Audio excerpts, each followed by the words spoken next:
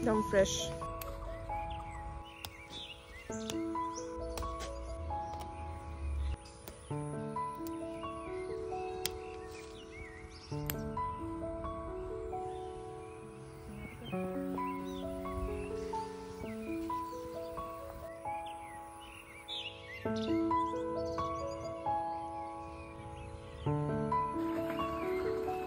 গোটেইখিনি আমাৰ ঘৰৰ পাচলি একদম ফ্ৰেছ কোনো পেষ্টিসাইড নাই এগ্ৰিন বৰষুণ দি থকাৰ বাবে চিঙিব পৰা নাছিলো আজি বতৰটো অকন মুকলি কৰিছে সেইবাবে একদম বাৰীত সোমাই সকলোবিলাক লৈ আহিছো বাৰীখন একদম হাবি হৈ গৈছে সাফা কৰিব লাগিব আৰু সকলো ঘৰুৱা পাচলিৰে বনালো আজি দুপৰীয়াৰ ভাত সাজ জাতিলাও খাৰ ৰঙালাও ভাজি ডাংবডিৰ সালাড ভাত কেৰেলা ফ্ৰাই হৈতে ভাত আৰু দাইল জাতিলাও খাৰ বনাবৰ বাবে প্ৰথমে জাতিলাওটো সৰু সৰুকৈ কাটি ললো তেলত কালজিৰা নহৰু আৰু জলকীয়া দিলো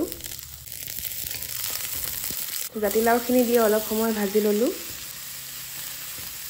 সোৱাদ অনুযায়ী নিমখ অকণমান জালুকৰ গুড়ি আৰু ৰুকি লোৱা আদা অকণমান দিলো এয়া কলখাৰ দিছো এয়া ঢাকন লগাই জাতিলাওখিনি সিজিবলৈ দিলো অকণমান পানী দি জুলীয়া কৰিবও পাৰে মই পিছে শুকানকৈহে ভাল পাওঁ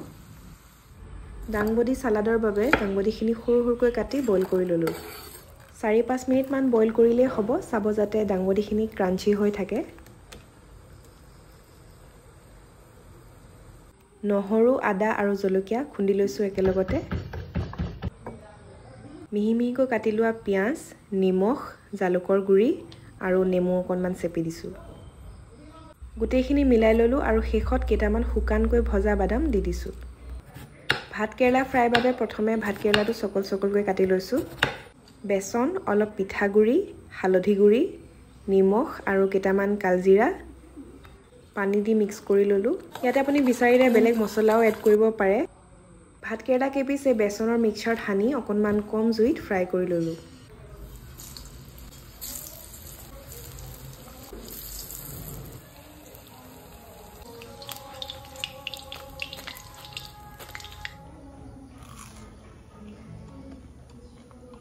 বিনৰ সালাডটো অলপ ট্ৰাই কৰি চাওঁ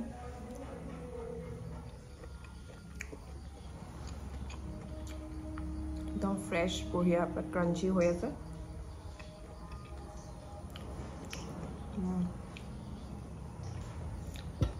আপোনালোকে বিন সালাডটো একদম ট্ৰাই কৰিবই স্পেশালি গৰমত মানে ভাল লাগে এনেকুৱা ফ্ৰেছ সালাড